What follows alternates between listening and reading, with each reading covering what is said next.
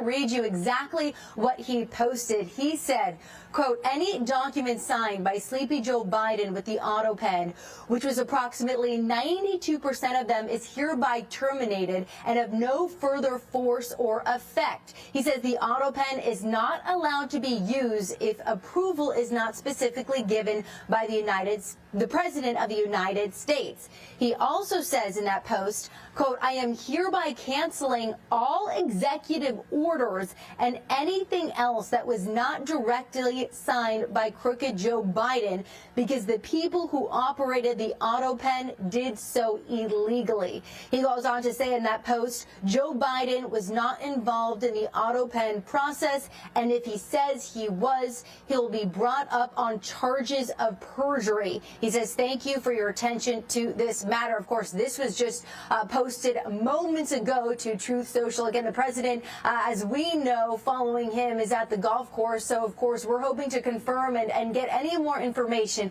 about this. Alicia. Dana Marie McNichol.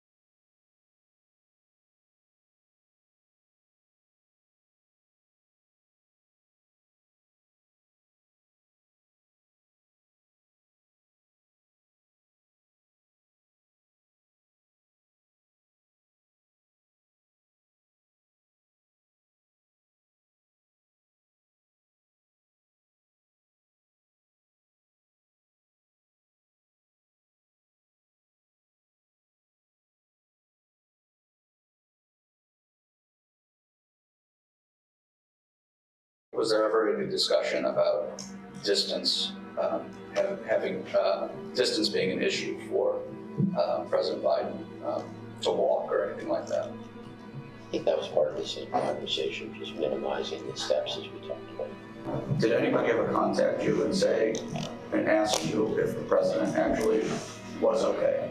He was doing okay? Yes, I can remember like a donor, I can't even remember which donor. I can remember getting a call after one of his fundraisers. I can't place who it was, but I took the call, and that person was concerned. What were they concerned about? I think he had not performed particularly well, and they were struck by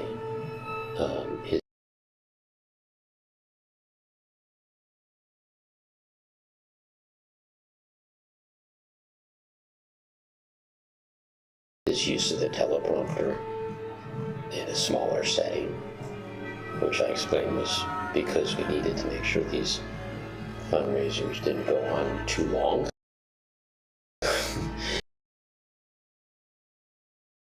And it was hard to keep that discipline absent the words being on the screen. But it was all about, could he win re-election? Did the donors' concerns, did they attribute those concerns to issues related to age or the perception thereof? I don't have specific recollection, but yes, that the president's age is the most difficult issue in the context of the re-elect, or one of the most difficult issues. And his perception at that fundraiser was that he wasn't able to put those perception issues to rest. But that was my view was that the best approach for us would be to have lightened his schedule Okay. load.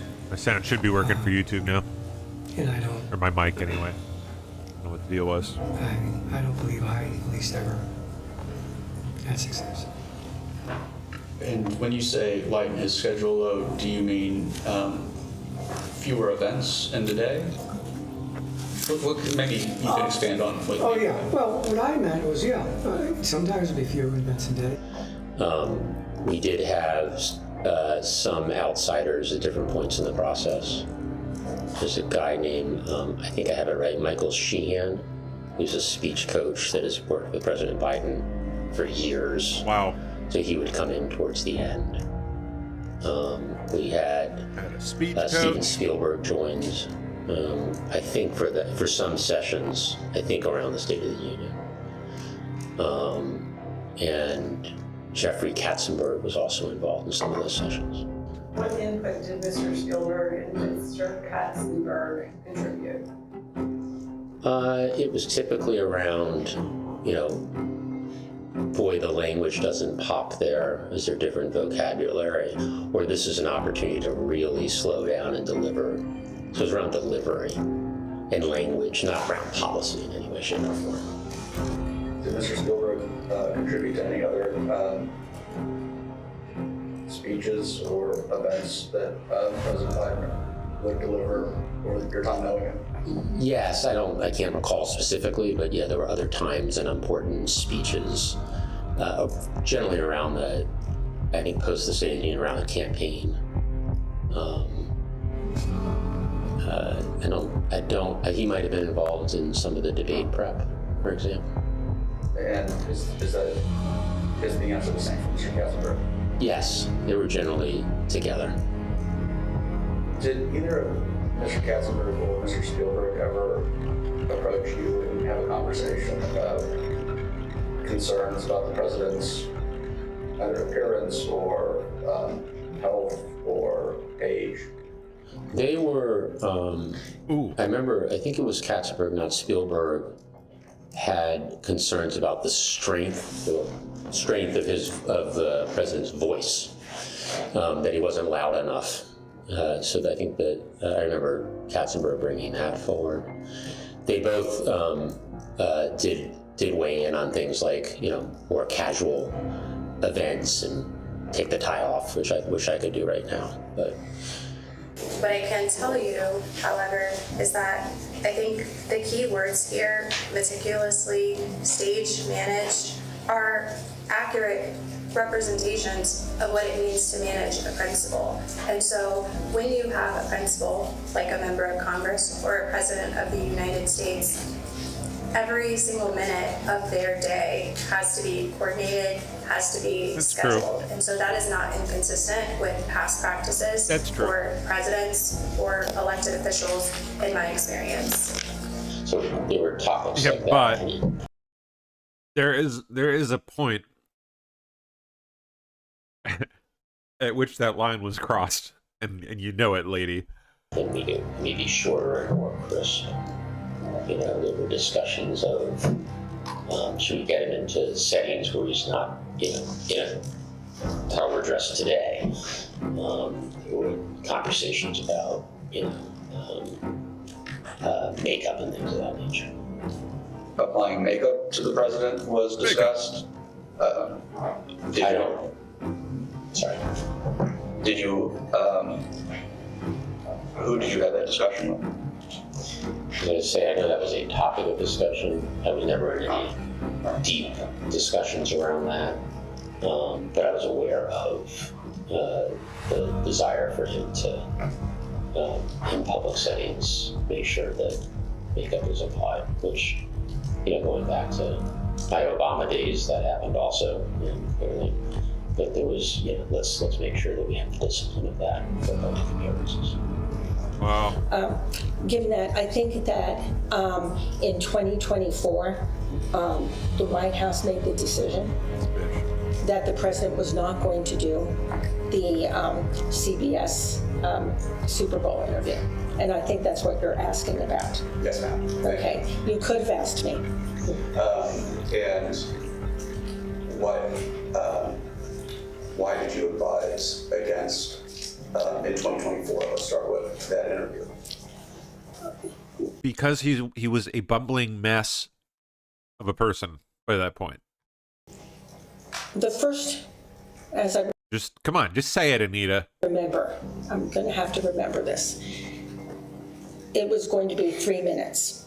By which she means I'm going to have to like come up with some kind of answer that sounds less damaging than it actually is. That they were going to show, and then an additional 20 minutes across their other platforms throughout the following week. So it really wasn't the huge interview that, say, Barack Obama had Are you gotten shitting when I me? was in the White House back then. But the second reason was Come a on. timing issue, as I remember, that we anticipated that her report was going to come out, and that we didn't feel that spending, an entire interview before the Super Bowl talking about classified documents was going to help the cause too much. Well, yeah, you probably got that right. When you say 3 minutes, do you mean that I'm really showing how little I know about this, and please educate me.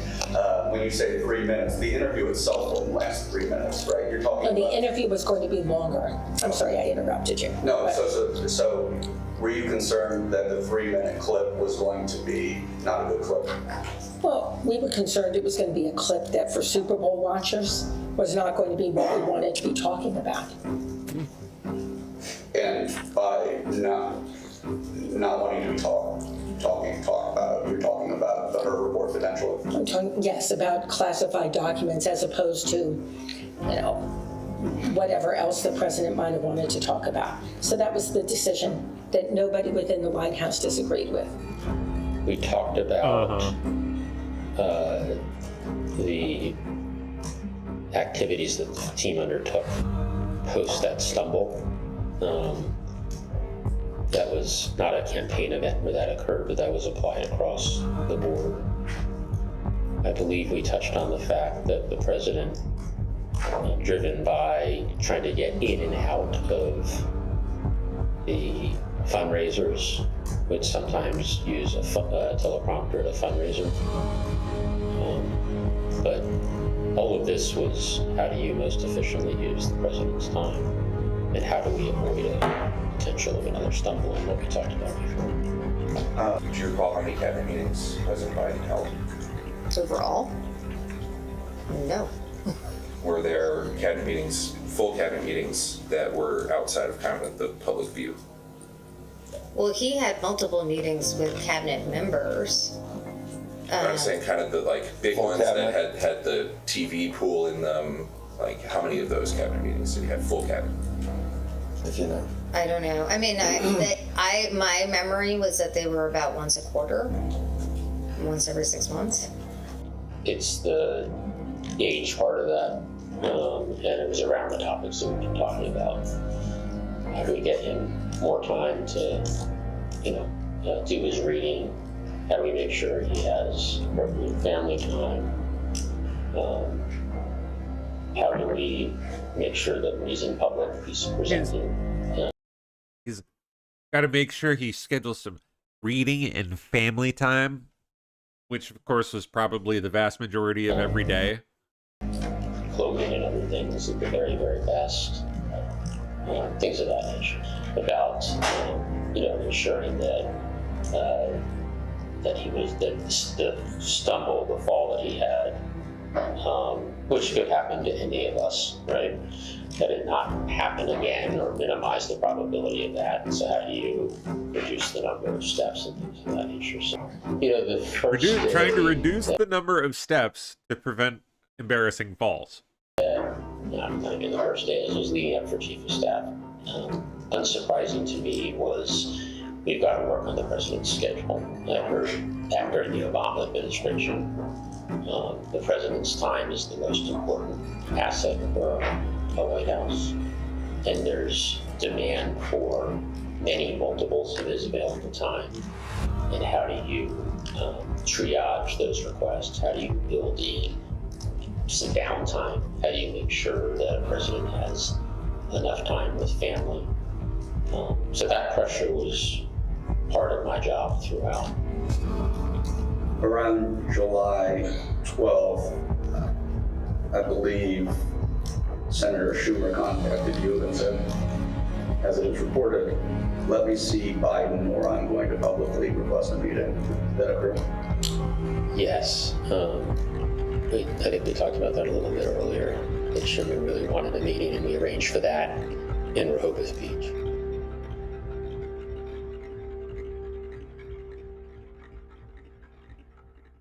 Boy, oh boy. That was interesting. Good video. Glad they're dripping this out there.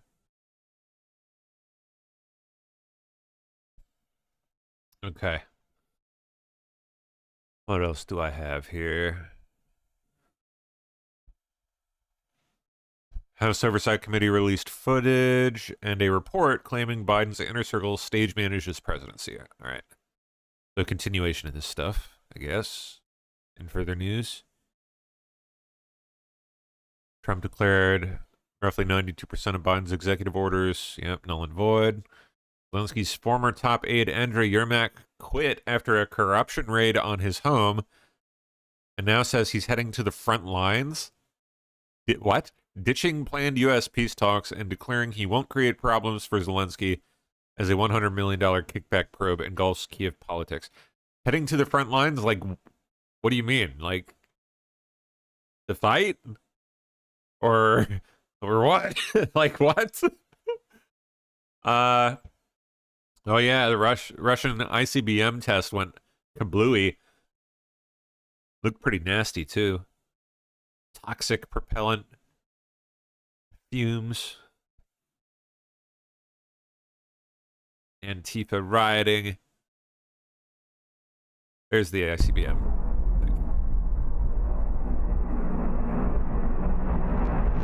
Oh no.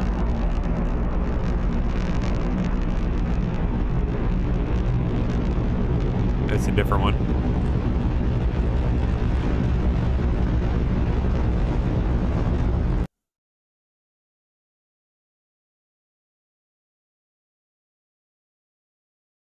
No idea what we're looking at there. H5N1 is Nope. a line of breaking news to bring you, coming to us from out of Ukraine. Now, you will know that there has been a corruption scandal engulfing that man's administration, President Volodymyr Zelensky. In the last few minutes, officials have reported that the anti-corruption authorities, that is NABU, have carried out searches of President Zelensky's offices. That's according to officials there. Well, yes, and as we're saying, Ukraine has been caught up in this damaging corruption scandal. Anti-corruption agencies have been talking about how they believe that some of President Zelensky's close associates could be involved in some kind of plot. The thought is that perhaps money has been skimmed off Ukraine's energy sector. So all the people closest to Zelensky, but Zelensky himself? When are we just gonna pretend that that question isn't there, floating in the air? This scandal erupting, of course, while Ukrainians are suffering blackouts caused by Russian bombing. So that investigation is underway. So this latest development is that officials are now saying that those anti-corruption authorities are conducting searches of President Zelensky's chief of staff. Yeah, it centres around that energy company, Energoatom, and the main focus of this is one of President Zelensky's key allies, a man called Timur Mindich, who was accused of being involved in this scandal. He has fled Ukraine. He fled a couple of weeks ago. The authorities there want to speak to him, of course, but as we see from this latest line of reporting, these searches now right at the heart of the Kiev administration in Zelensky's office. This has now come very, very close. Closing in for Zelensky, perhaps. To the president. We'll get more details, of course, on this throughout the day here on Sky News. Interesting. Okay. Okay. What do we got here on these? Oh, here's the ICBM launch. Going haywire. Look at that. What?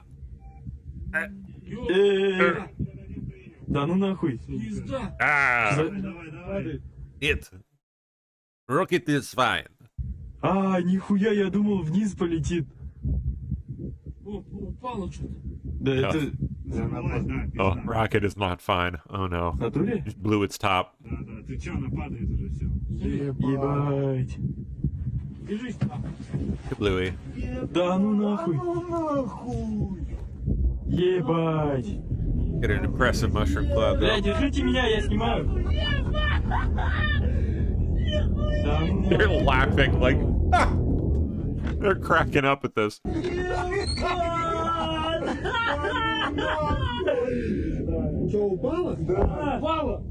Like a bunch of vodka-infused Russian guys just riding around the hills, cracking up at this. They think this is like the funniest thing they've ever seen. Машину, защиту, бегом!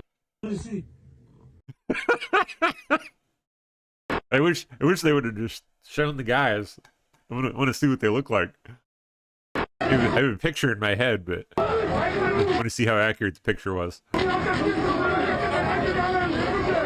This must be German Antifa. Did they mention that here? Yeah, here. Thousands of masked Antifa rioters tried to shut down AfD's new youth event in whatever the hell that is, Germany. Blocking roads and attacking police, while state media absurdly labeled the chaos predominantly peaceful. Predominantly peaceful. Mostly peaceful.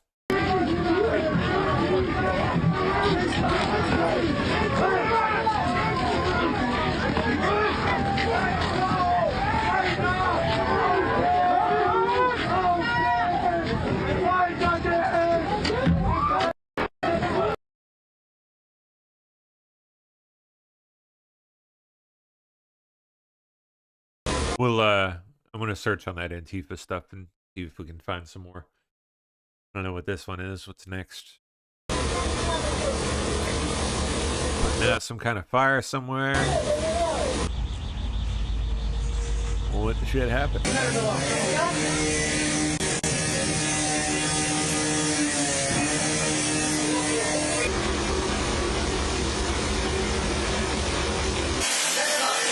No idea. I don't see this one mentioned here. Looks like something Russian or Ukrainian. Maybe a missile. Something of the sort. All right. What are those holes? Yeah, I don't like that. So what the holes mean is low activity. That's right. Kim Kardashian basically got told that she's a retard. Compared to this one, the front part of your brain is less active than it should be. With your frontal lobes as they work now, it would be harder to manage stress.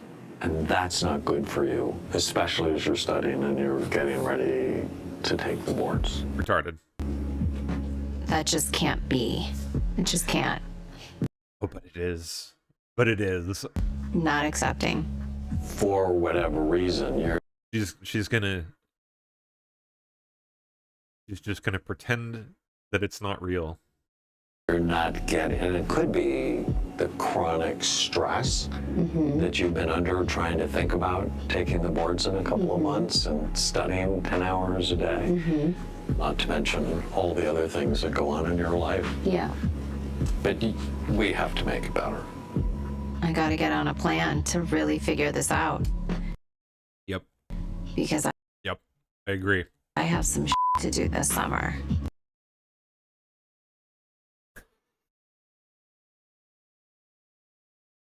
That was funny.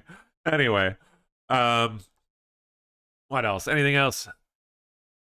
Oh, yes. Okay, yeah. Back to here. I don't think we played this yet. New York City serial spitter. Let's play the serial spitter story first. This is from a week or so ago. New York City street thug with an insane rap sheet who targeted white women in racially motivated spitting spree. He would just spit at white women, apparently, just because they were white. NYPD have arrested an alleged serial spitter. 45-year-old Anthony Keynes was arrested and charged with aggravated harassment. Police say it all happened at Bedford Avenue and Grand Street around 11:30 in the Nailed her in the eyes, apparently. Ew. For 11th. The victim taking to Reddit to warn others in the area. Oh, man, he like... You see that? He got the swerve and then he's like a ninja spitter. You see that shit? The victim taking to Reddit to warn others in the area. Dang. Yeah. Scorpion ninja spitter. That's when it was discovered the same thing happened to multiple other women within 24 hours after the first attack. NYPD. Yeesh. Yeah, that one got to go. And indeed, he did go to jail for a whopping, 1 day, released the next day. Cashless bail. Thanks, Kathy Hochul. But thankfully, black men in New York have apparently started to police themselves. This is shocking. It's amazing. It's like a miracle. So I never dreamed this would happen. It's I want more of it. Bring it. Keep doing this, black men.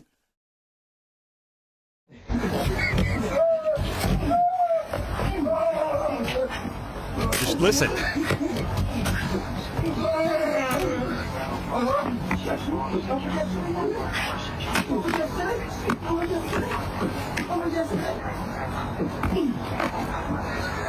Shut the fuck up. Stop violating these bitches out here. Stop violating these females out here. You heard? Stop violating these bitches out here.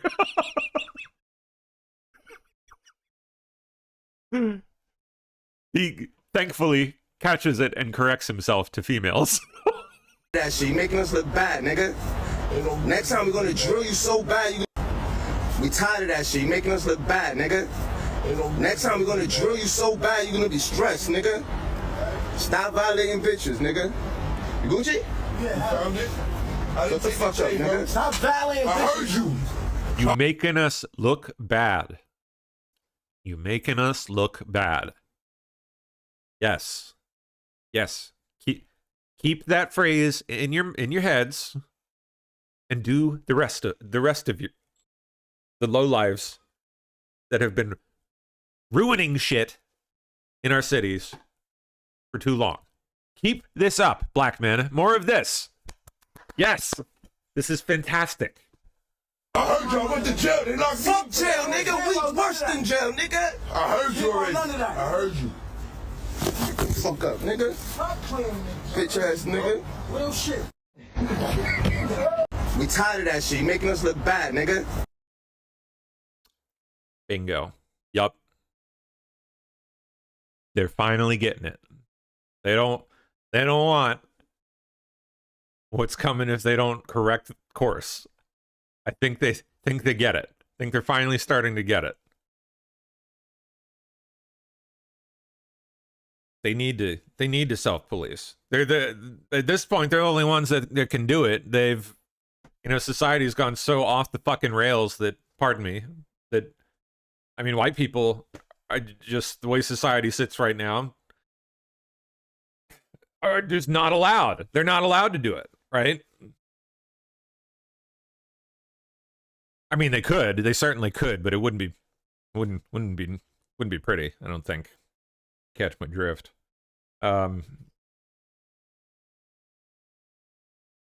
This is the only way to head off some very, very bad things. The black men, you better pay attention. Keep doing that. Keep doing that. Clean up the trash.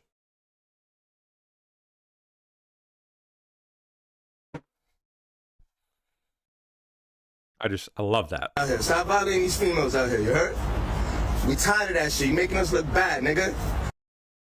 Yup. Got that right.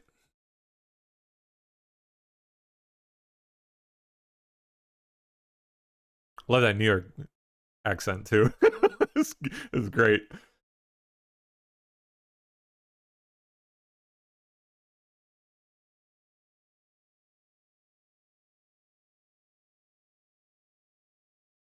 God, actually, you know, I gotta bookmark that shit.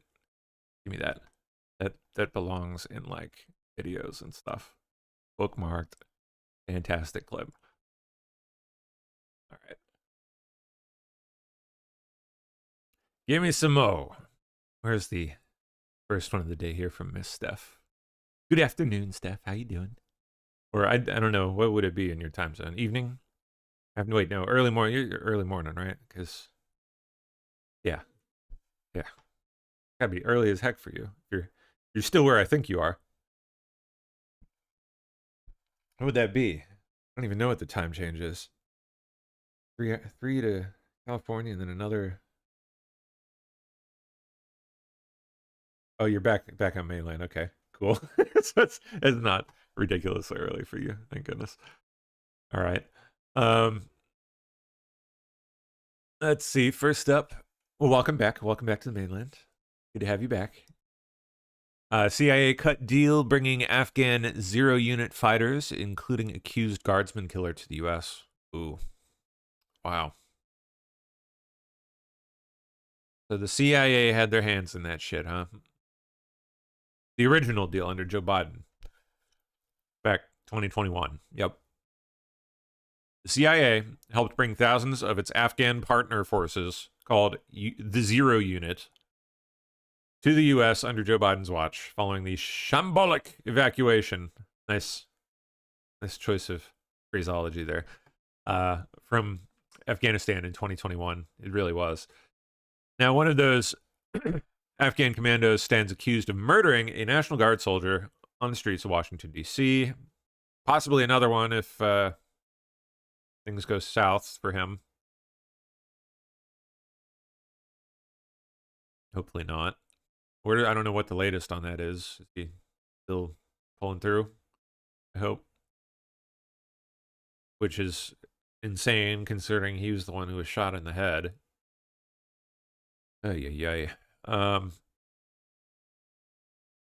With a .357 Magnum, nonetheless, from pretty close distance. Interesting choice of weapon.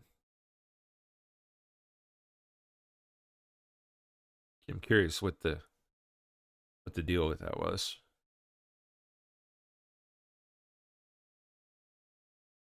It may have just been what he was able to get his hands on. I don't know.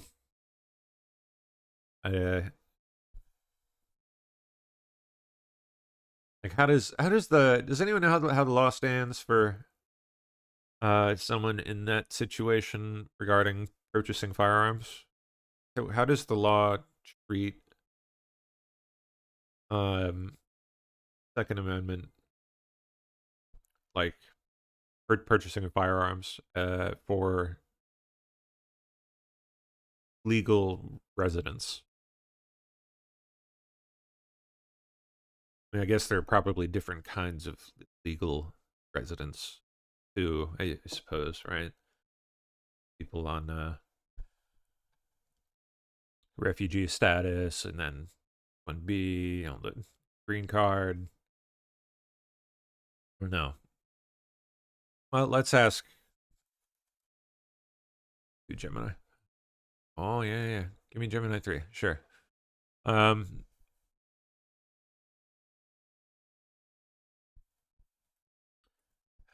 does U.S. law treat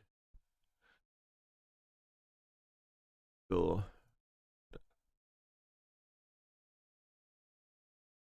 non-citizen residents?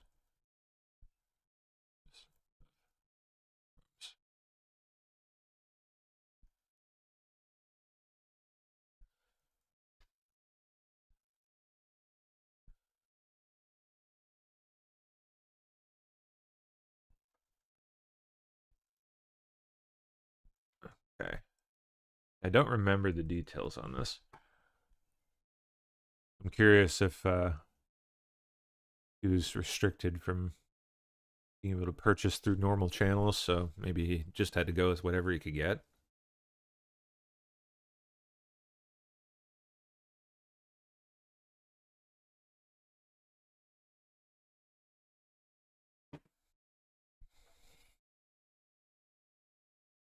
Let's see. Complex area of U.S. law where your specific status makes a massive difference. Federal law, Gun Control Act of 1968, creates 3 distinct tiers for non-citizens. Those who are treated generally like citizens, those who are banned with exceptions, and those who are strictly banned. Interesting. Okay, so the green card tier, lawful permanent residents, you are treated similarly to a U.S. citizen and can, in most cases, purchase a firearm. Must prove your residency. Must have valid government-issued photo ID, like a driver's license that establishes that you live in the state where you're buying the gun. Then the refugee and asylee tier, okay, generally allowed, treated as immigrant aliens. Okay, so it's interesting. He would have fallen into that category, I assume. This is often a point of confusion, but according to ATF and FBI guidance for background checks, refugees/asylees are typically processed as immigrant aliens rather than non-immigrant aliens. Requirements. You generally do not need a hunting license, unlike visa holders. You will need to provide your alien registration number or I-94 admission number on the background check to prove your status. Must have valid ICE/government-issued documentation proving your refugee/asylee status. Now, yeah, okay, it says you generally do not need a hunting license, so I would assume that would not be restricted just to hunting activities. So presumably pistols would be a-okay. Interesting. So I wonder why the choice of a revolver. Did he? There's no way he planned on getting away, right? That's the only reason I could think of for wanting to use that, is the fact that the shells would be retained. You know, you wouldn't be leaving shells on the scene. It's nice and clean, you know. But I don't see how he would have planned to have made it out of there.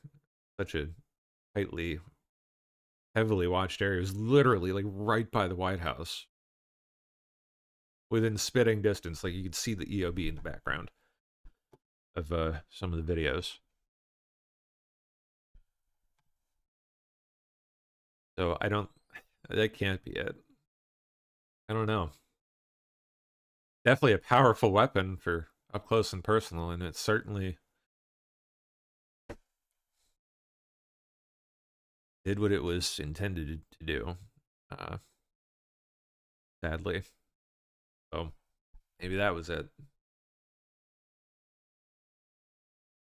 I don't know. I still personally would have probably chosen differently. And not that I would ever be in a situation like that, of course, but if I were, you know, hypothetically, I would not think I would choose a revolver for that, right?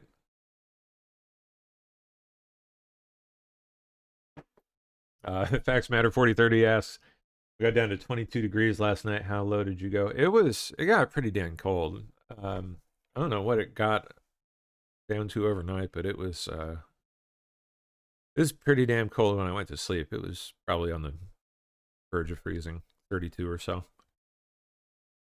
Yeah, it's starting to get cold. It sucks. It was crazy. Like the day before that, day before Thanksgiving,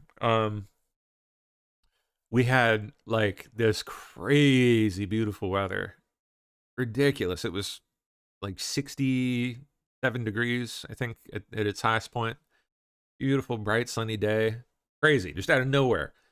We had like a storm, you know, rainstorm come through, and then as soon as that left, we had like 5 or 6 hours of gorgeous, beautiful, like springtime sun weather. Like bees were coming out. Like a ton of bees. It was crazy. They thought it was springtime, man. was beautiful, beautiful day.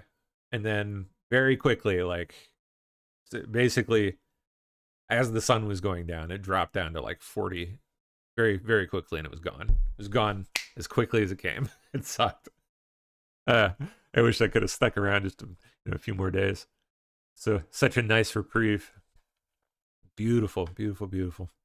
Able to like go out in shorts and shirt, t-shirt, middle of winter.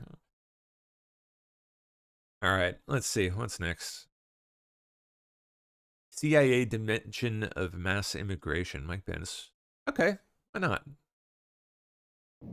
There's a slow day today, usually Saturday, so we got time. John Solomon at Just the News just published an article that the Afghan assassin who shot the 2 National Guard members was brought over as part of a secret deal negotiated between the CIA under Joe Biden and the Afghan special forces who had been working with the CIA on the ground as part of the counterinsurgency against the Taliban.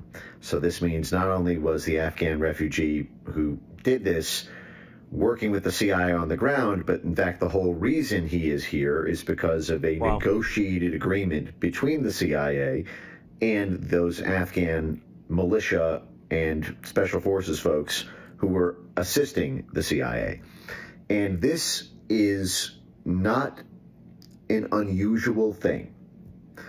In fact, it's so common that I think its impact has to be assessed and frankly declassified as to whether or not the CIA has reached such agreements, for example, with fighters in Somalia, whether the CIA has reached such agreements for resettlement and refugee status in Iraq, in Haiti, in you name it, you name your combat zone, and how much of U.S. refugee programs, these kind of negotiated agreements between military and intelligence and the refugees are in our whole system. And I bring this up in the context of potential dramatic policy changes. It's common for MAGA folks to focus on the political dimension of mass immigration, in the sense that you have the inevitable math of Democrats wanting to import more voters and immigrants leaning Democrat. But one of the reasons that we have not been able to get this done to date, despite having a Republican president, a Republican Senate, a Republican House of Representatives from 2017 to 2019, one of the reasons that Trump himself extended temporary protected status to Venezuelans as his last act in office, effectively in January 2021, and one of the reasons I think there will be holdouts within a Republican Congress over the actions around remittances that Secretary Bessent just announced, is because this element of our domestic immigration and refugee policy being downstream not just of the internal tete-a-tete of Republicans versus Democrats here, but actually a much larger game in the foreign policy world, vis-a-vis our investments in foreign countries, our multinational corporations and hedge funds that invest in those countries, our interests in those countries being wrapped up in the immigration and refugee issue in that countries, makes it so that it's not just, crazy blue-haired feminists and bleeding heart white liberals and, the whole soup of the Democrat coalition. If you see opposition, for example, from Lindsey Graham or John Thune or the like, what I'm going to try to impart here is part of the reason why. So I've been meaning to prepare this lecture for like months on exactly this topic. And this is what I did over the past 2-3 days was I went over about 70 declassified CIA files from the 1950s through the early 1990s. And then I went through about 15, 20 of those and about 55 leaked classified WikiLeaks cables to compile, basically to run keyword searches around remittances and various times that refugees and the influence of refugee programs was used in U.S. covert action. And I'll just describe one real quick.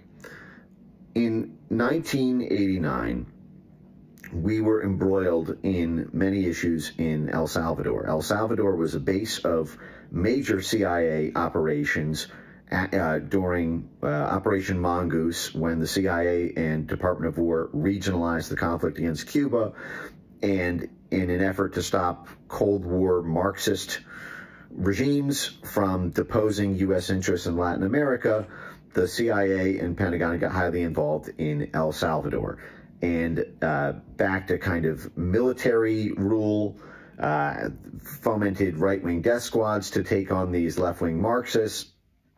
But by the 1980s, the country was going through its democratic processes, and in 1989, the CIA wrote a memo. It's about 60-some pages about the government prospects and insurgents in El Salvador, and noted that effectively the candidate the CIA wanted to win the election had a 60-40 chance of losing, and that another party was likely to win, but if it did win, it could go in one of two directions, one that was acceptable to the U.S., one that was not, and that the entire ability to stabilize the political system, to stop it from falling to the insurgent third candidate folks, the sort of Marxist militant insurgent folks, was by economic stabilization of the country,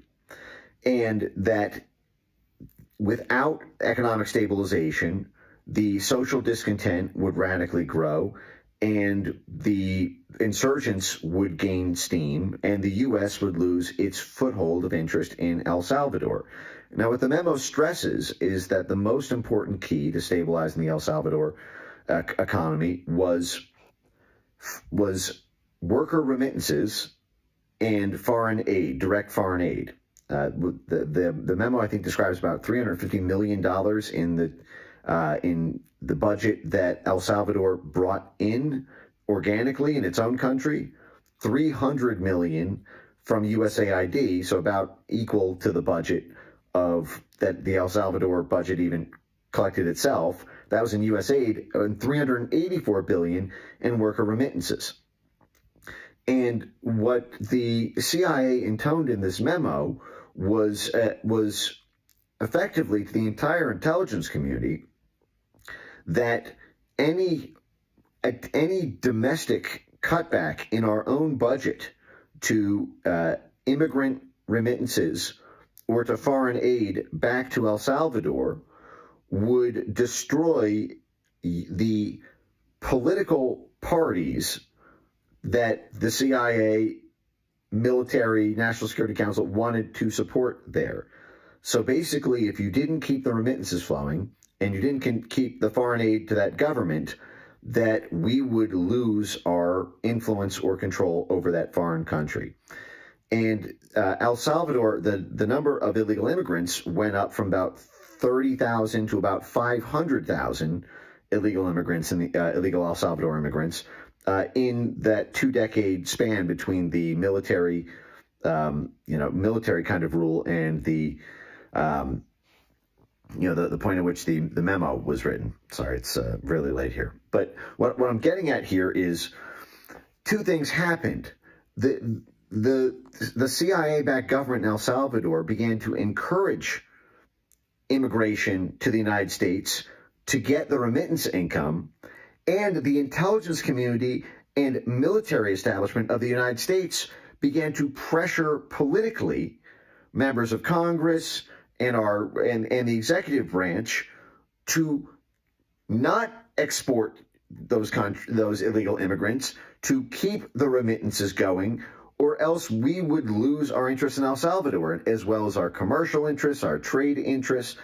And if that's just El Salvador, imagine what that is for a resource-rich country like Somalia. Imagine what that looks like for a resource-rich or mineral-rich country like Afghanistan, or an oil-rich country like Iraq.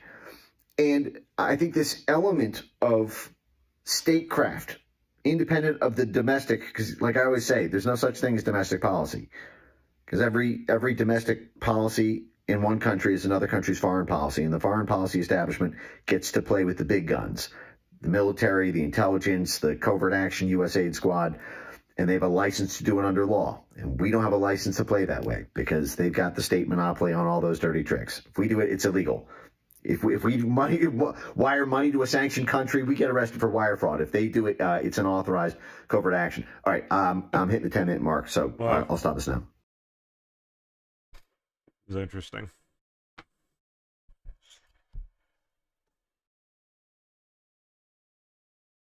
Okay, let's keep going. Okay, it's about to happen. President Trump says to all airlines, pilots, drug dealers, and human traffickers,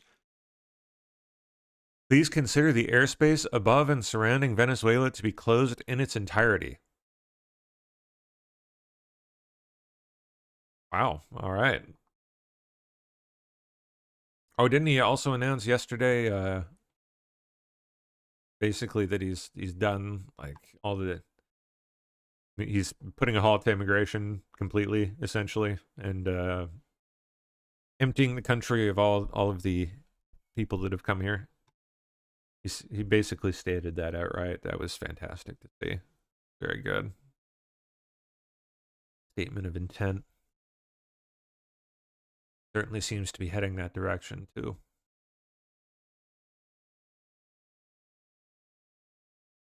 Okay, a Haitian man busted for PPP loan fraud. PPP has been deported after serving 25 months in prison. Good. Goodbye. CBS News Miami's Tanya Francois spoke to the couple about what they are going to do next. Idris Michelin moved to South Florida when he was just 3 years old. Now at 32, he's back in Haiti with his American wife. He says he committed a crime and now he's living the consequences. Yep. I still don't feel like I'm home. I still feel like I'm just roaming. That's wow. I feel uneasy. For the past few weeks, Idris Michelin and his wife Yamil have been walking the streets of Haiti, trying to mentally accept that this is now home. I lived in the country 30 years. I never got in trouble, but I made a mistake. My morals became corrupted. Idris was deported after serving 25 months. Translation, I got caught. In federal prison and 9 months in ICE custody. He was convicted of getting an illegal PPP loan back in the summer of 2020. He was living in the United States as a permanent resident, graduated from Southridge High School, and went on to Miami-Dade College. He was a licensed realtor and insurance broker. After serving his sentence earlier this month, Michelin was deported to Haiti on a flight with 120 people. Your ankles are getting cut up. Your hands are shackled together. You know, they're telling you, hey, if there's a plane crash, you're going to grab this from here and you're going to put this on your face. How? He says once in Cap Haitian, they were given $100 and released to family. His wife was waiting. And there's people that left only 2-3 years ago that are afraid to come here. And she's here. The temporary protective status, or TPS, for more than 330,000 Haitians will end on February 3rd of next year. Without any other immigration protections, some may find themselves, like Idris, back in Haiti. It's very limited here. So if you're going to be dropping tens of thousands of people in one location, and these people live all over the country, but they're not going to be able to get home. There's bandits blocking the road in certain areas. The two took a helicopter and a bus to get to Petit Guave, where Idris has family. He says they have resources others may not. And now that I'm here, you know, to my country where my flag is, the people are wonderful. The people work hard. Cope harder, sir. But they're trying to overcome obstacles, and I'm here trying to overcome obstacles as well. Settling down is the next step. Admittedly, the couple says they don't know how. I speak a little bit of Creole, and I'm well, you better start learning. Dipshit. Good riddance. President Trump, if this story is properly told, we should win the midterm election in record numbers. What story would this be? Let's see. Okay, he says, because I have invoked favored nations status for the United States of America, drug prices are falling at levels never seen before, 500%, 600, 700%, and more. No other president has been able to do this, but I have. This is also the answer to much less expensive and far better health care. Well, I guess we'll see. Republicans, remember, this was done by us and nobody else. This is a revolution in medicine. The biggest and most important event ever. If this story is properly told, we should win the midterm elections in record numbers. I'm the affordability president.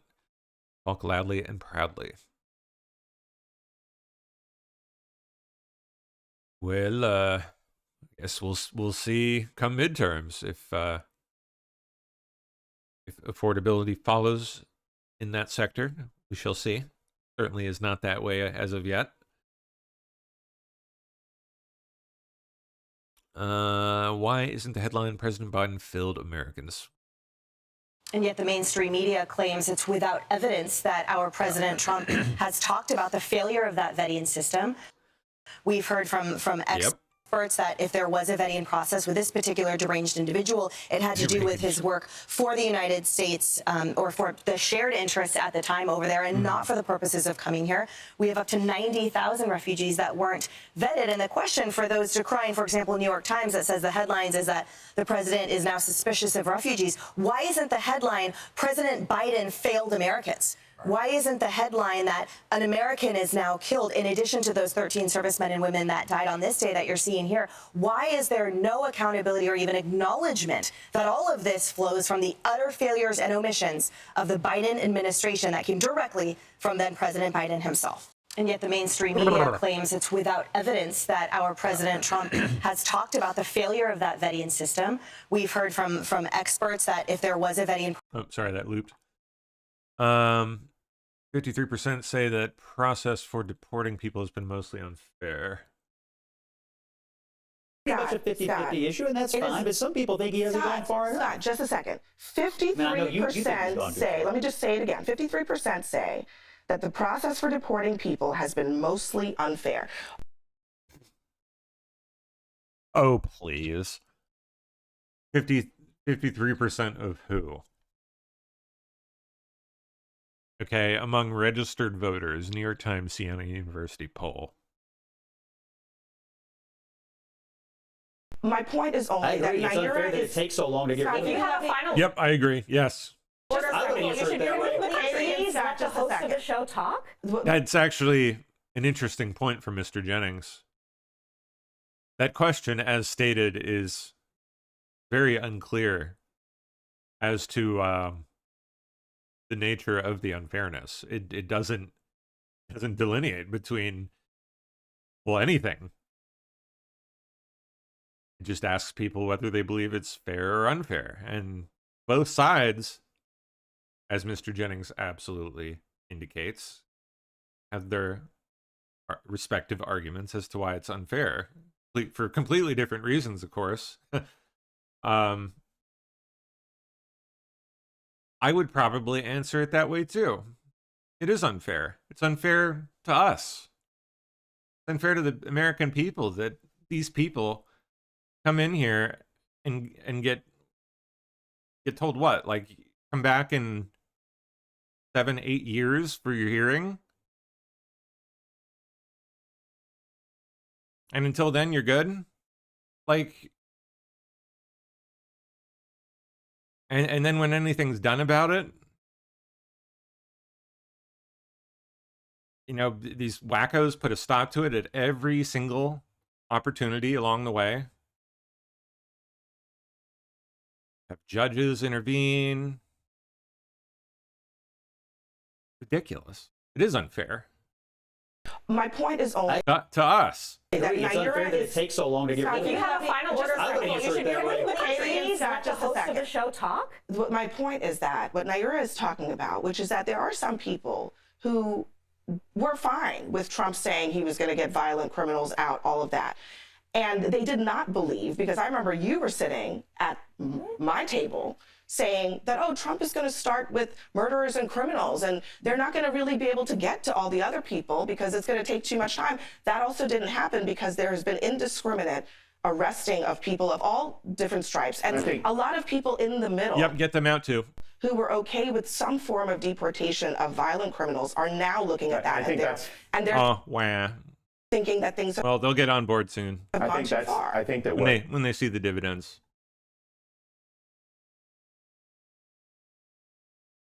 This segment was derailed after Katie Miller compared Abby Phillip and Jennifer Welch to Tucker Carlson and Nick Fuentes. What?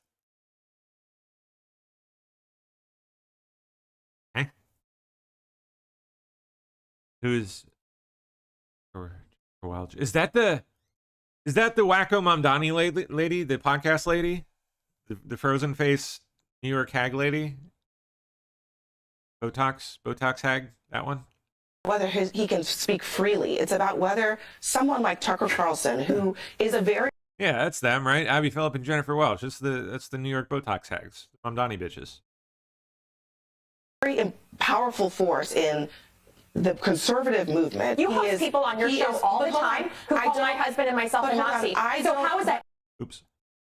any different from Tucker Carlson going on Nick Fuentes having Tucker Carlson on his show? Is It's not different. he's actually He's anti-Semitic. a Hitler admirer. Nick Fuentes is actually a Hitler admirer. Is not a good that is a different thing. Excuse me, you have Jennifer Welch on your show very often, and you've never pushed back as she has called my husband a white nationalist. Hold on. That is no different than Nick Fuentes going on Tucker Carlson's show. It's not, and you should admit it. Well, hold on. Wait, hold on. She's right. How is it anything similar? She's right. That bitch is freaking crazy. She's deep fried, wackadoo bitch. It's not remotely similar at all. Nick Fuentes sits around and says that he likes Hitler. How is that What does similar Katie have to do with that? What does she have to do with that? She has nothing to do with that. Literally nothing. Scott, Katie is the person who just said to me that it is comparable to say that Nick Fuentes, who is literally a neo-Nazi, is the same as somebody, a liberal, who has an opinion who is not a neo-Nazi. They are not a hateful opinion. the same. How do you want? Excuse me. Hold Just on. let's go back They to are not. That's funny. Yeah. Go on, Katie. But Nick Katie, Fuentes it is can espouse an not opinion on the Tucker Carlson's same- show, It is not and the same he didn't push thing. back the same way you didn't push Katie. back when someone called someone in my family Hold on a Nazi. second. It's not Hold different. on a second. It's So not. that received absolutely no pushback.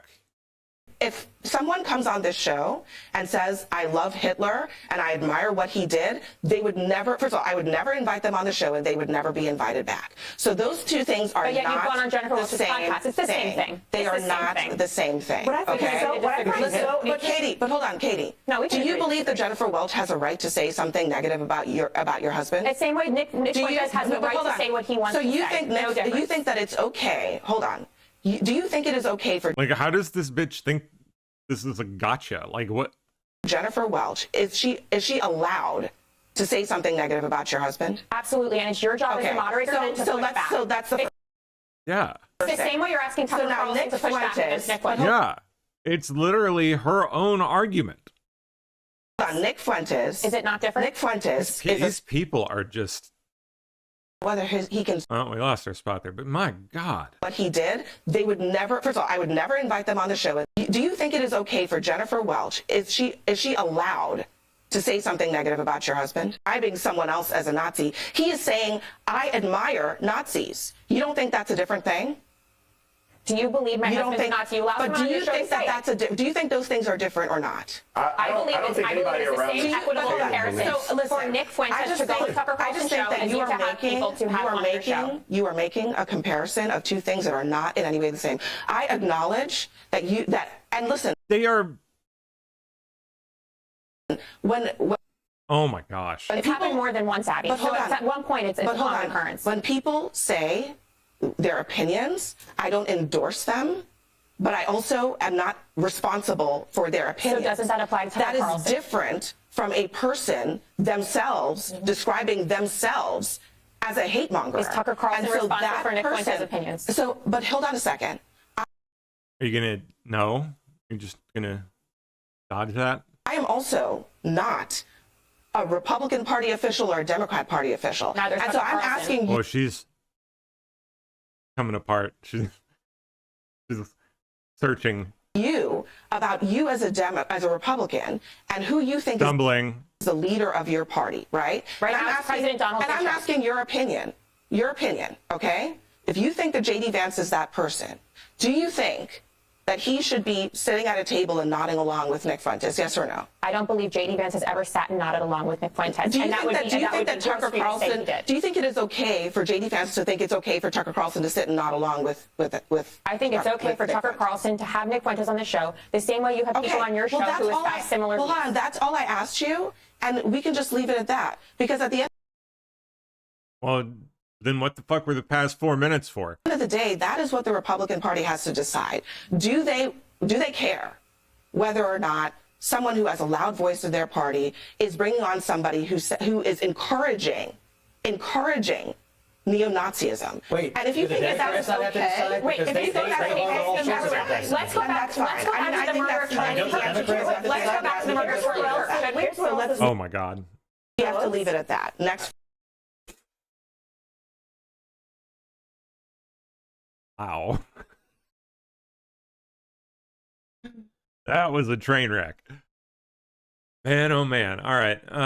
Japan has denied the construction of Muslim cemeteries. 上村瑞穂君。承知してるかどうか聞いてるんじゃないんです。これね、上皇后両陛下がご在位の時にこれほどまでに国民のこと、我が国のことを考えてくださっている。I wish I could understand this. ということがお示しになられてい Fun る to listen to though. のに、私たちは推しの強い意見をダクダクと飲んでいかなくてはいけないんですか？我が国の国民もですね。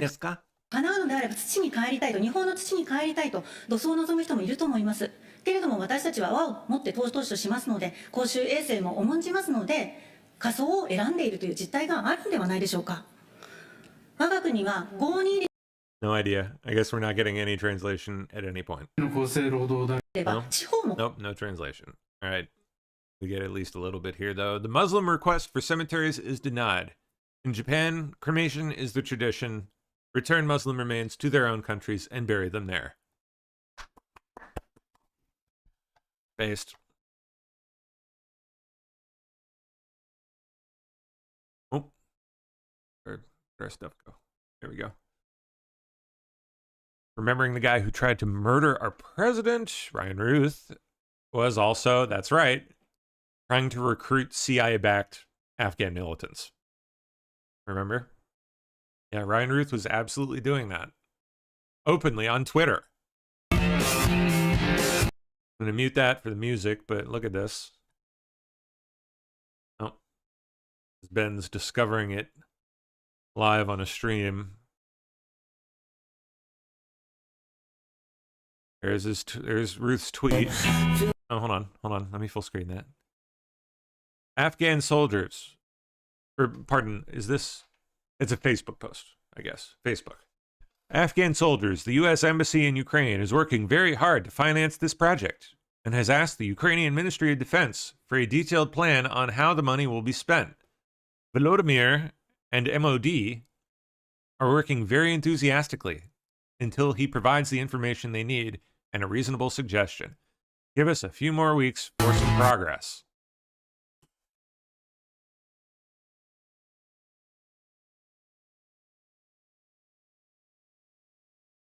U.S. Embassy in Ukraine.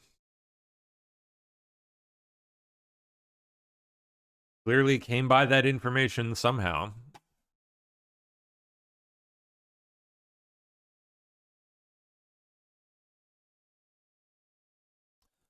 Oh yeah, that's right. The Force PSYOP group, or Psychological Warfare group, put out a recruiting video. Interesting.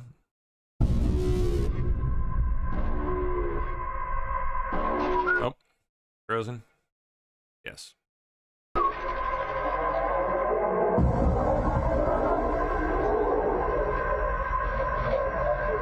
Goddamn army.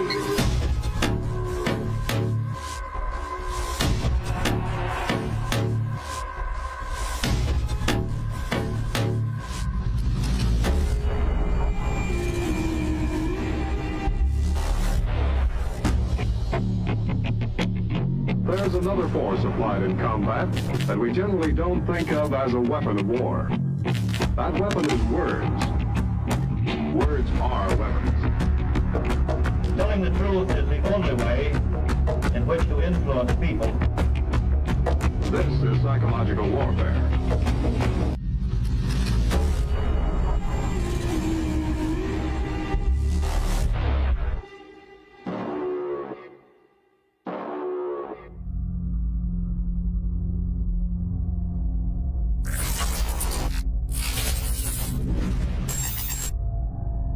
Interesting.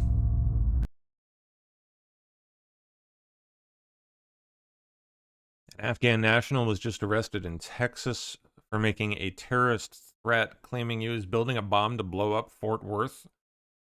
Well, this What? just in, we have a Fox News alert from Brooke Taylor. You Come on now. won't believe this. DHS is confirming that an Afghan national was arrested Tuesday after posting a video of himself on TikTok indicating he was building a bomb with an intended target of the Fort Worth area. Mohammed Dawood Al-Okazai is charged at the state level with making a terroristic threat. According to DHS, listen to this. He came to the United States as part of Operation Allies Welcome. So here you have it. This happened Tuesday. Texas Department of Public Safety. This is a second Afghan national, second one this week. Operation Allies Welcome. He had a terror plot. We know it comes the same week that deranged individual, that alleged assassin, took out 2 of our heroic National Guard, came here on the same program, Operation Allies Welcome, a program that we were assured time and time again by Mayorkas, by Jen Psaki, by Joe Biden himself was safe and secure. But here we have a second data point in 1 week that it was not safe, it was not secure. And we've got to look very hard at this program as President Trump is vowing to make change. Ish.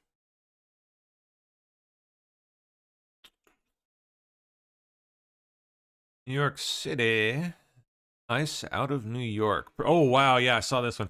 Protesters blocking federal agents as they're like trying to leave a garage. Dangerous situation. ICE out of New York! ICE out of New York! Oop, come on.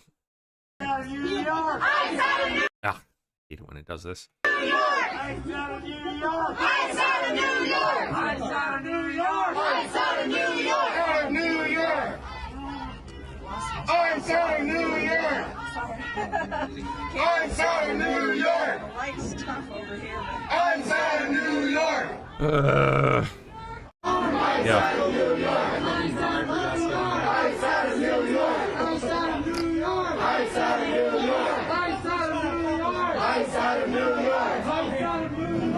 It's getting sassy.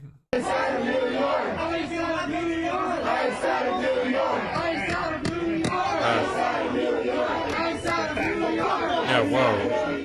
Lucky he's not getting socked in the face acting like that. Waving his hands around like that, man. Lucky he's not getting pepper sprayed. Joe Biden tells Ukrainians in Nantucket that he's pushing as hard as he can for U.S. support for Ukraine. Oh my gosh, look at him. Oh. Oh, jeez. It's bad. Oh, look at that. I'm from Weverton, from Stanville. I'm Tanya, nice to meet you. I'm from Weverton, from Stanville. Thank you so much for your support of your family. By the way, I keep pushing as hard as I can. I know, thank you so much. Wow. That's a mess. U.S. will no longer commemorate World AIDS Day. Huh. State Department has told... Get off my screen. Okay. Yeah, go away. U.S. will no longer commemorate World AIDS Day, reports say. State Department has told employees and grant recipients to not publicly promote or make event on the 1st of December. The department has directed its employees and grant recipients not to use U.S. government funds to mark the event, which falls annually on the 1st of December, and not to promote the day publicly. Employees and grantees could still tout the work on AIDS being done through various programs to counter this dangerous disease and other infectious diseases around the world, the email reportedly said. They may also attend events related to the commemoration, but they should refrain from publicly promoting World AIDS Day through any communications channels, including social media, media engagement, speeches, and other public-facing messaging. Huh. The email also reportedly said the government's policy is to refrain from messaging on any commemorative days, including World AIDS Day, even though Donald Trump has issued proclamations for dozens of other observances, including Anti-Communism Week, good, and National Energy Dominance Month. National Energy Dominance Month.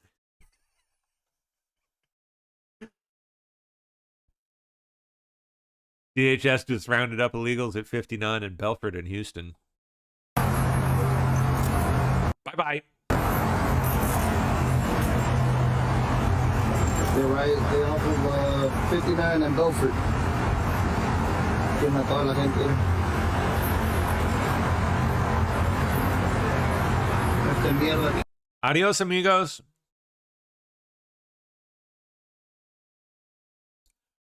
Somalis worldwide are starting to flee back to their homeland now that their truth is exposed. Nobody wants to be forced to live with the third world, especially Somalians. Sorry, I mean, it's just a... I'm not sorry. I'm not at all. It's just a sick culture. All roads lead to Mogadishu, Somalia. I've booked my flight. By the end of this year, I'm moving to Somalia full time, bro. The West Okay, bro. does not want us here anymore. No, we don't, bro.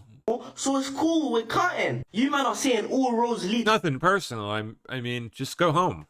Go back to Somalia, where you belong. To Rome, I'm saying all roads lead to Somalia, bro. I'm gonna start up Yeah, good. For you, they do. Yes. Goodbye. new life there. I don't know who I'm gonna meet. I might meet some criminals on the run, but that's live.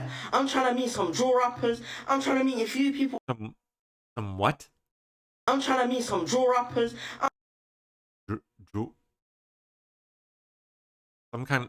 Something rappers? Trying to meet some rappers? I'm trying to meet a few people out there. I'm not only going to be going to Mogadishu. Obviously, the whole country is non-extradition treaty, innit? Even though I can't, like, why am I saying that? Because I'm not even a criminal. But, bro, do you get what I'm saying? I'm tired of London. I'm tired of Northwest London. I'm tired of... Good. This whole city, bro. Good. Goodbye. All roads lead to Rome. Barna. Back home you go. All roads are leading to Mogadishu, Somalia, bro. I'm moving. Goodbye. ICE arrests ramp up in Dearborn, Michigan.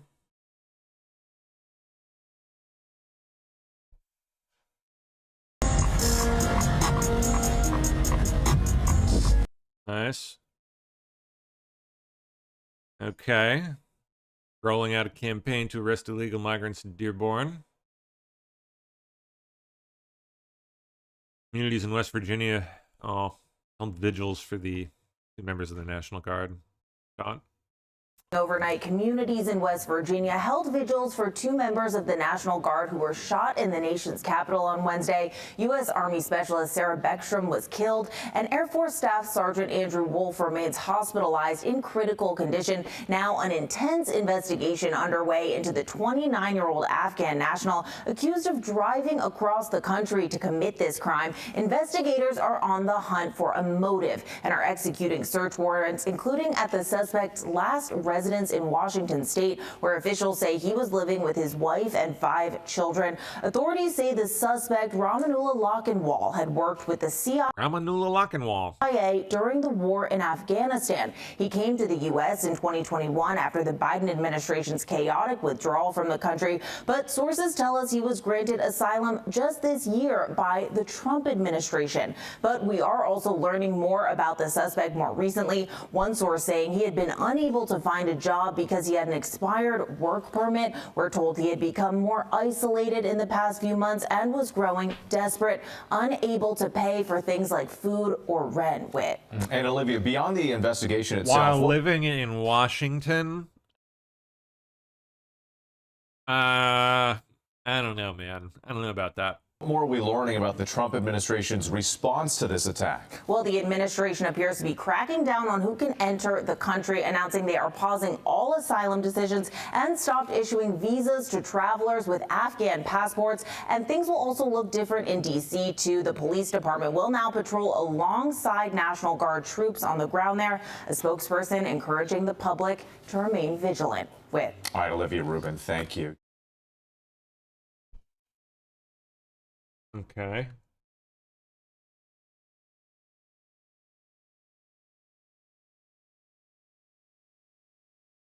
Jim, name. Pardon, Patrick Morrisey, Governor of West Virginia.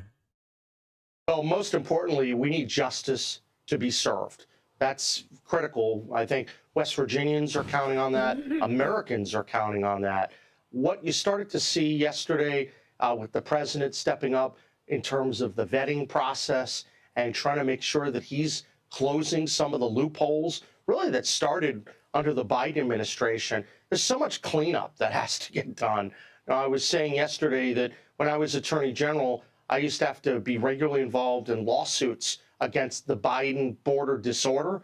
Well, now there's a lot more policy work that needs to be done to make sure that all of these millions and millions of undocumented aliens that came in and other people, that we have to review what are they doing, and are we confident that there's not another major criminal lurking?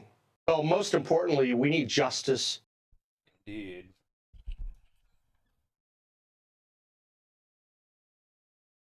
Chilean illegal alien pleads guilty to stealing Secretary Kristi Noem's purse. Oh, yeah, okay.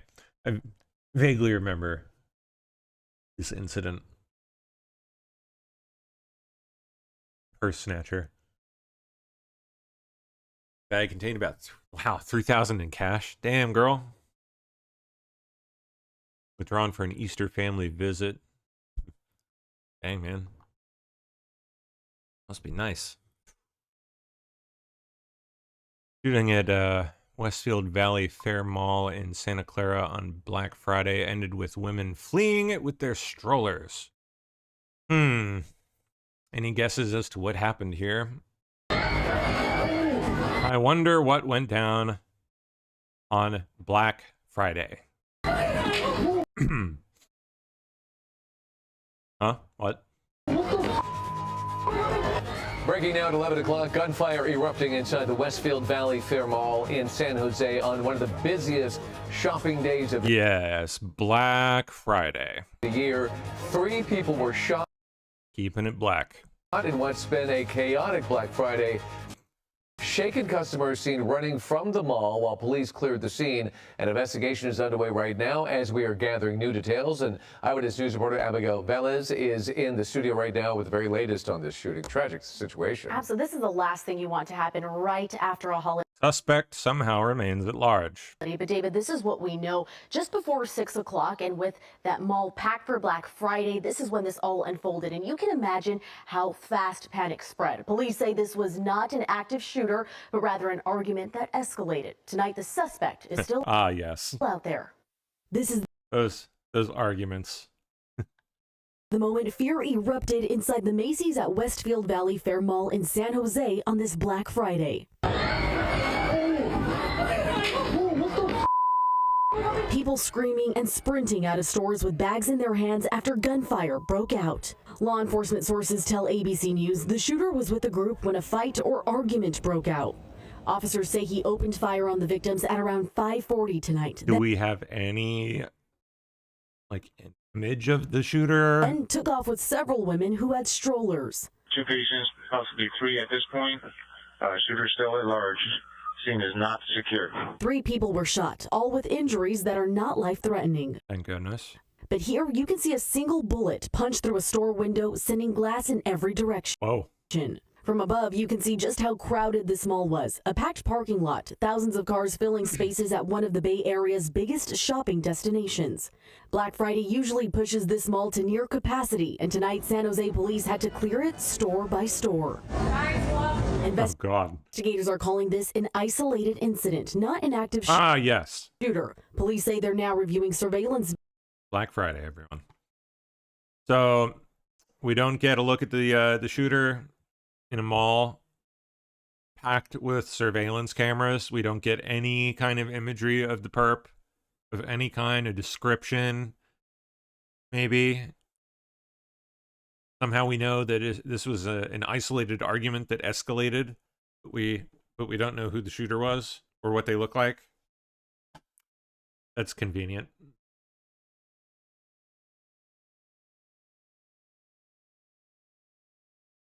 Hunter Biden took the photo of Joe Biden with the child in Nantucket recently. What?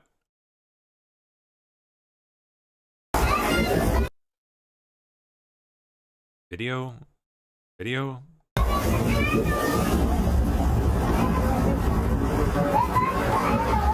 Oh no, there's Hunter. Okay.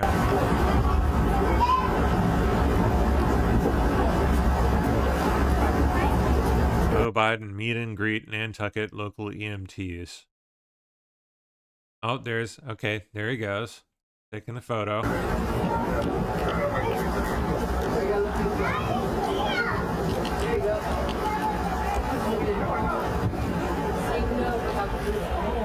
What's the deal? Is the photo like creepy or something? Got real close to a child. So we miss you. Can you say hi? President Biden. We miss you, President Biden. Can you say hi? Oh, watch out for those stairs there, Joe. Careful.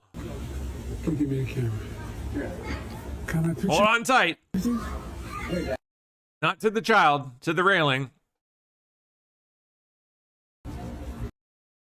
Creepy. Kid's sticking his tongue out. Look at that. That's great.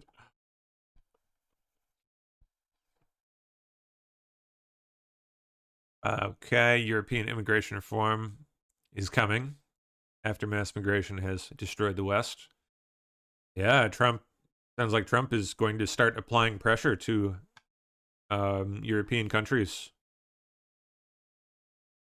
and Canada to get them to reverse course on all this.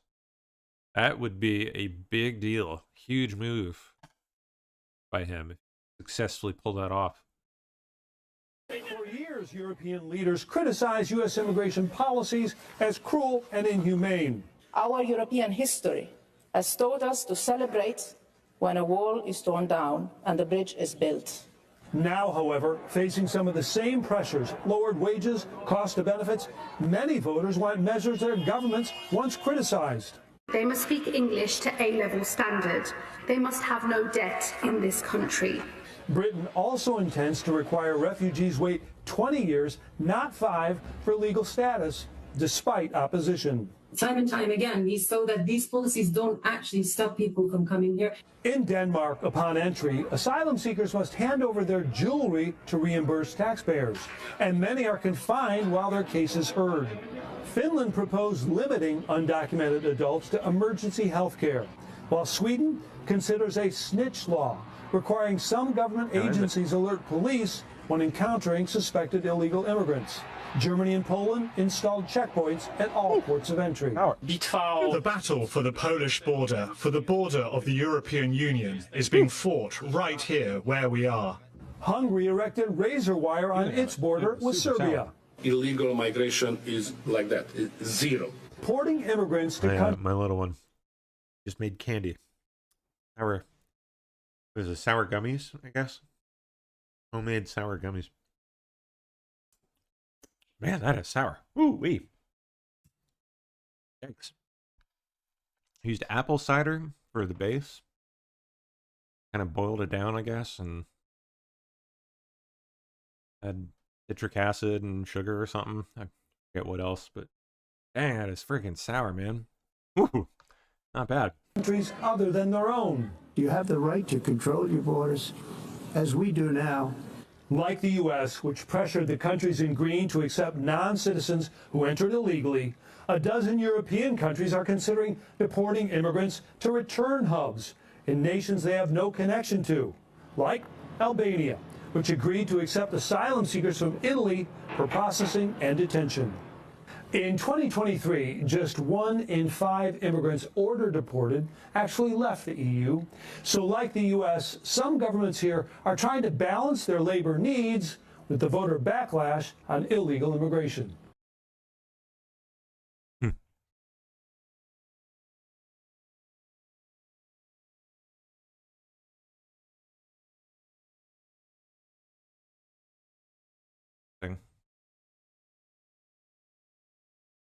Northwestern University has agreed to pay $75 million to the U.S. government in a deal with the Trump admin to end a series of investigations. Wow. Payoff, basically. And restore hundreds of millions of dollars in federal research funding. Investigations into what? Exactly. Ah, the anti-Semitism stuff. Wow. The admin argued the school had not done enough to fight anti-Semitism. Northwestern University. With the agreement announced Friday night, Northwestern will make payments to the U.S. Treasury over the next 3 years. Well, you know what? So be it.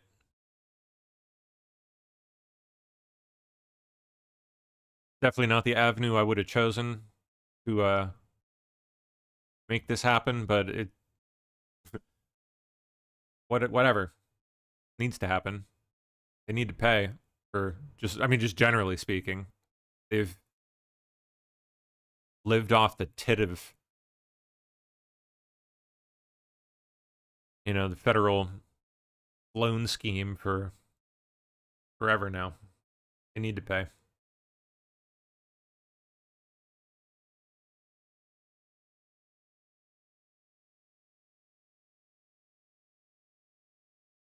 Ukrainian President Zelensky will visit French President Emmanuel Macron in Paris on Monday.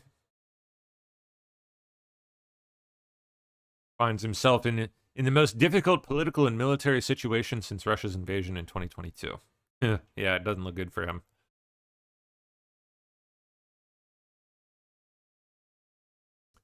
Watchdog Group hits Letitia James with bar complaint after federal judge tosses case. What?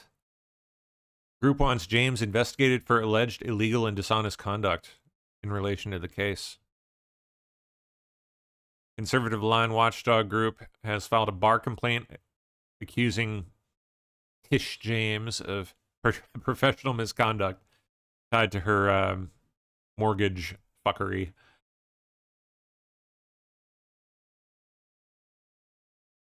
Accuses James of engaging in illegal and dishonest conduct in connection with the mortgage she took out on the property.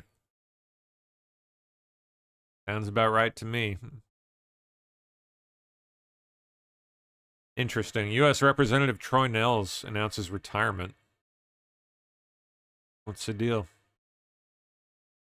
Will not be seeking re-election at the end of his current term. I've made the decision after conversations with my beautiful bride and my girls over the Thanksgiving holiday to focus on my family and return home after this Congress. I can respect that.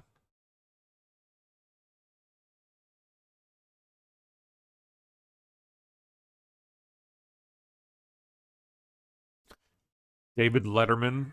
Oh, God. He's fallen apart. Wow. Dave, that's pathetic.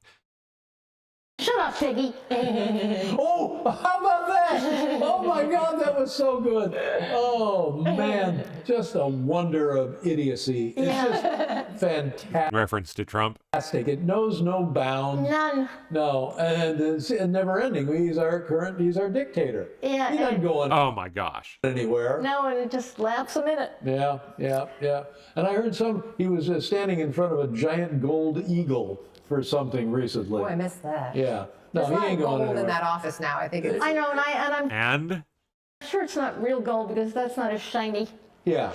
Probably not. But it doesn't make any difference. The appearance is fraudulent, as is everything about the regime. Exactly. The regime is right. Yeah. That's well, what it on needed. that note, I agree. More sugar. Yeah. So what did you reheat it? Or just add it on the outside? Better. It helps balance out the acid. Tastes aptly. Good. How do you do it if you want to make it with like a berry flavor? Berry juice? You should do it like pomegranate. That'd be good. Yummy. I like it. Ooh, lemon lime. Yikes. That would be super sour. What? Good job, hon. Things happen. Just remember, hey, Piggy, things happen. Things happen. Good God. Don't forget to subscribe I mean, and it's love like us. 18 What, do they have a YouTube channel now? Are you kidding me? times the worst behavior one has witnessed ever anywhere. Yeah, and It's everyone worse. seems fun. Seriously? Oh, gosh. Today's aggressive left-wing radicals attacked... Oh, this is more of the Antifa crap in Germany, yeah. Attacked AfD politicians and journalists near the event marking the founding of the AfD party's youth organization in Gießen, Germany.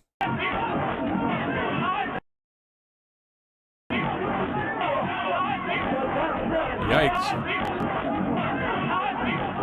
Wow. Jeez. Crazy.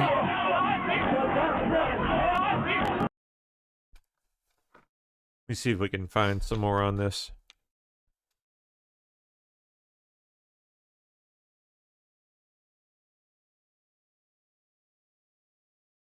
Filters today.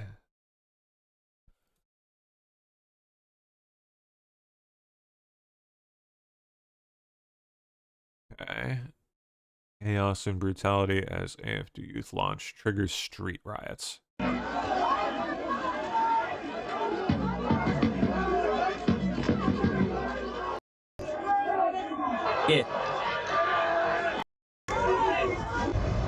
Attention, attention, there's an announcement from the police. Leader. What? Where's the operations manager? Lawyer's representation. Where?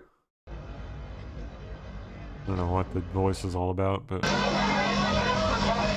Yikes. Crazy.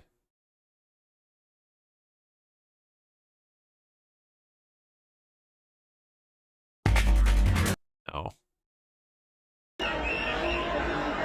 Thousands of demonstrators gathered in the German city of Gießen to protest against the launch of a new youth organization of the far-right Alternative for Germany party, also known as the AfD.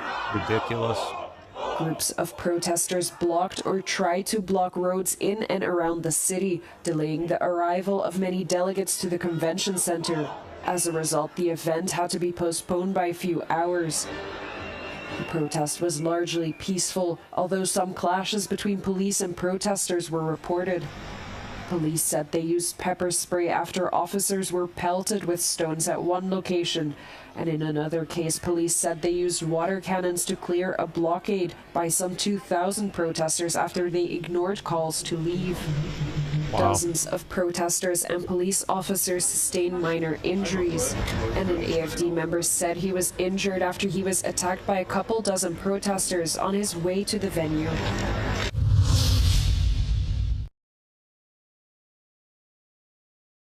I'm gonna pull this up. I'm gonna pull this up to watch later. Okay. Cool. Looked interesting. Okay, what's next? Whatever remains of Zelensky's deep state-owned government is on their way to America, suddenly for talks. Oh, really? Breaking news to bring you now. Ukraine's President Zelensky has said that a delegation, which is headed by the country's Security Council chief, is on its way to the United States for talks. Interesting, with all this corruption stuff going on in the background too. Quite a lot of dialogue going on behind the scenes since the initial presentation of that 28-point peace plan and iterations of it therein, but a delegation on its way to the United States. So it feels like there is some momentum. Interesting. All right. Well, speaking of, oh, come on. No way. This has got to be fake, right? Cocaine fell out of Zelensky's nose on camera.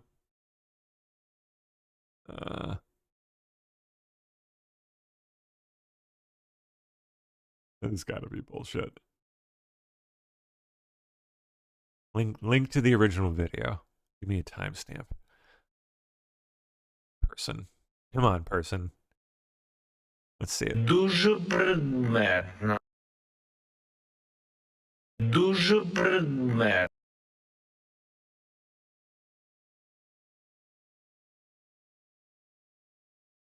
Yeah, what? That seems to be coming out of his upper lip.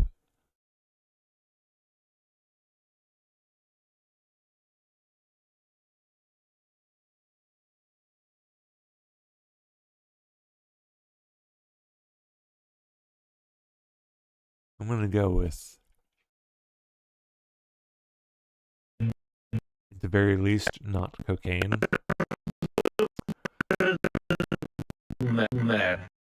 If the, assuming this is even real, I don't even, my doubts.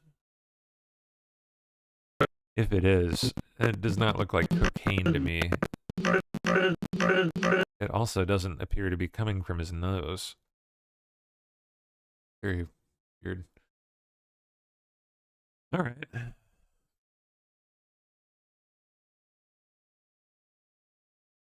Snowstorm cripples Chicago travel as O'Hare cancels more than 600 flights. Wow. Jeez.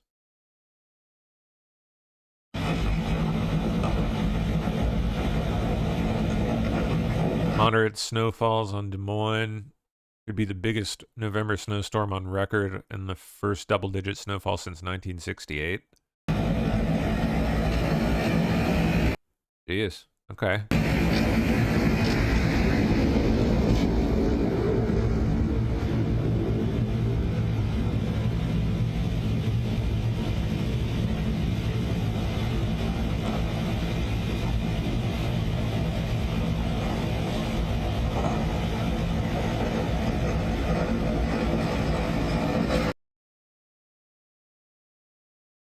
Chicago, Windy City whiteout. Yikes, that would not, it's not like fun conditions to be driving in. Not with the morons on the roads today.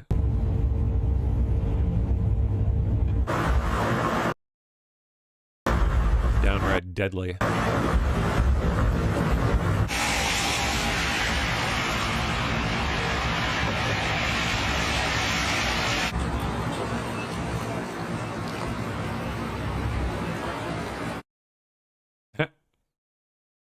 Santa out with his bell. Ding dong, give me money.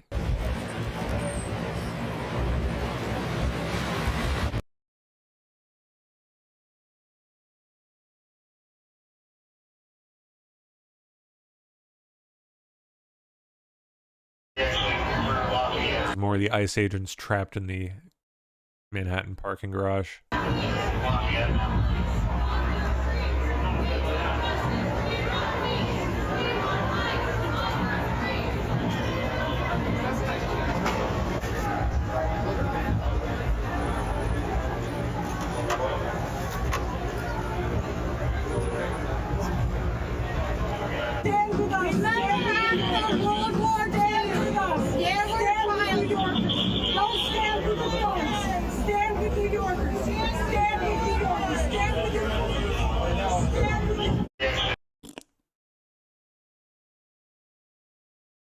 Left just showed who they really are. Okay, let's see.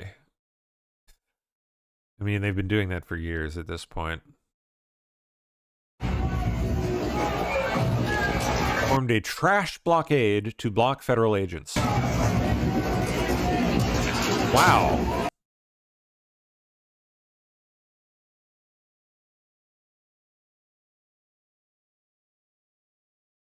Where did they even find all this trash?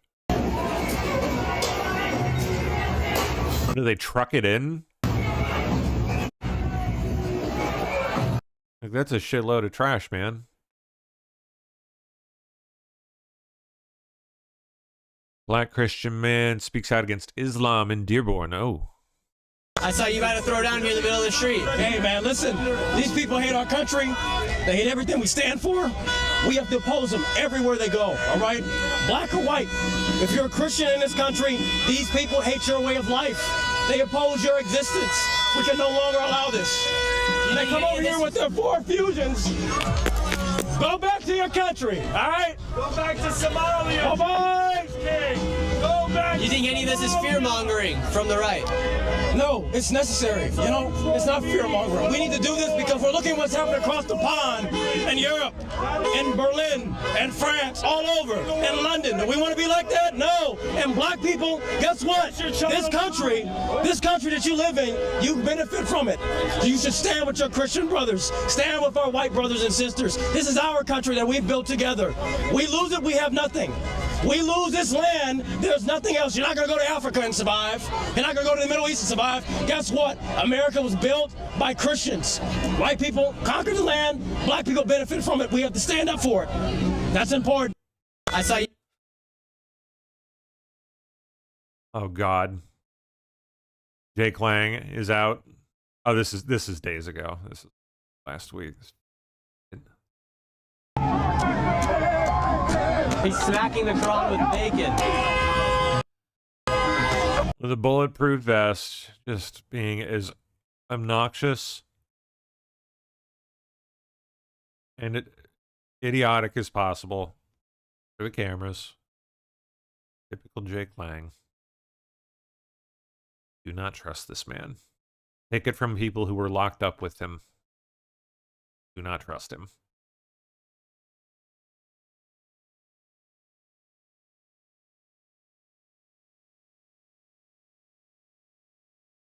This will be a Supreme Court issue for sure. Wow, number of pardons by president. That is nuts. Overwhelming. Look at Joe Biden. 8,062. The highest before that was Barack Obama at 1,927, which itself is massively higher than any other president. Next highest after that was Richard Nixon at 926.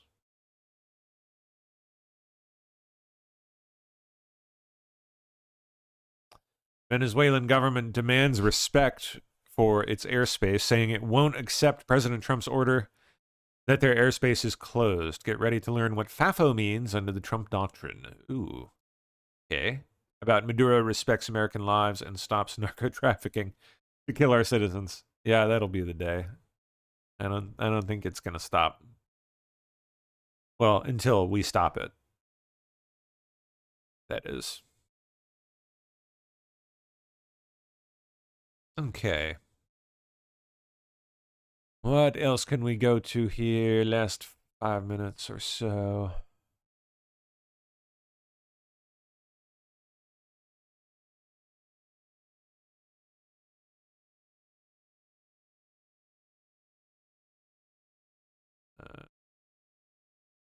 Go to some of the usual spots here. See if we got anything up to date. Oh boy. All right, so to come for us, new fallout after the deadly attack in the nation's capital, why some Afghans in America are now living in fear. All right, so to come for us. Oh boy. Really? Just lay it on thick, why don't you?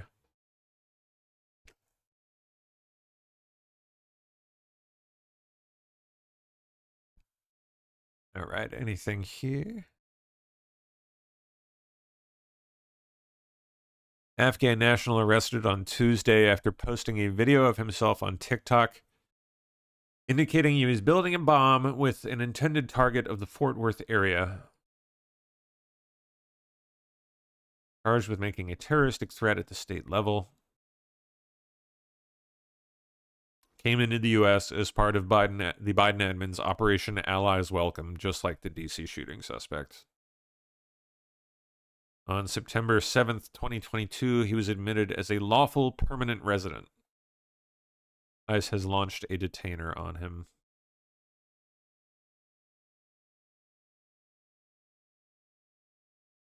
Wow.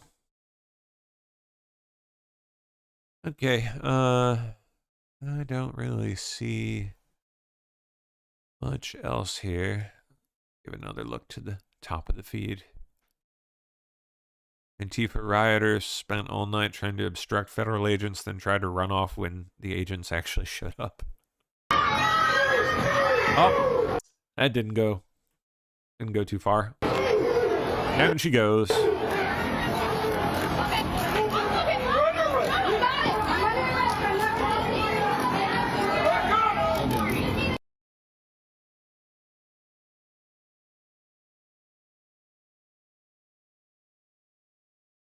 Okay.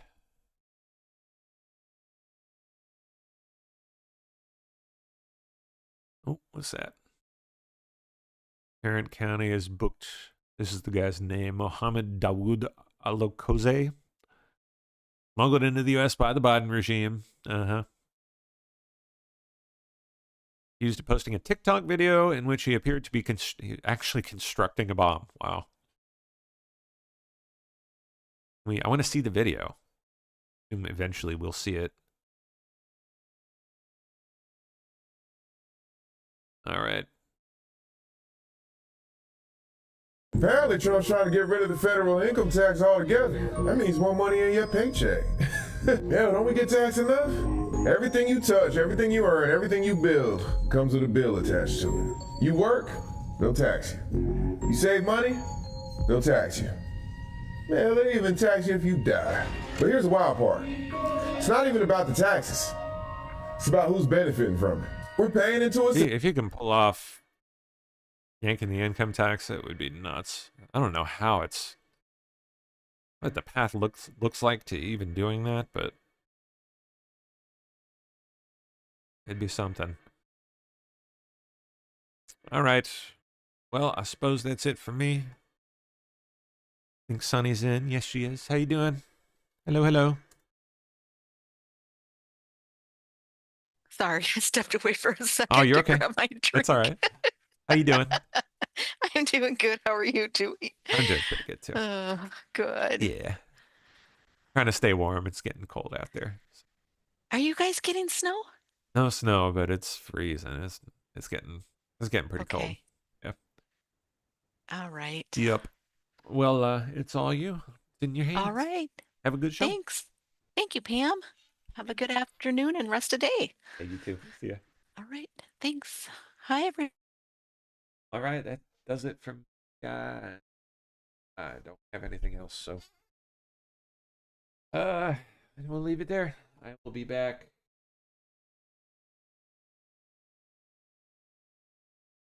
Monday morning.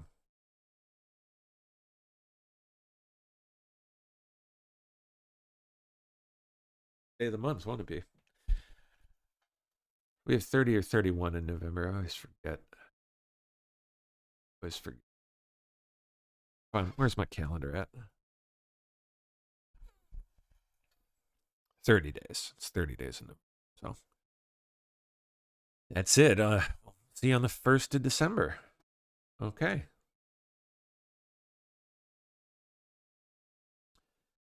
Yep. Hope you guys have a good rest of your weekend. We'll see you on Monday, all right? Bye-bye.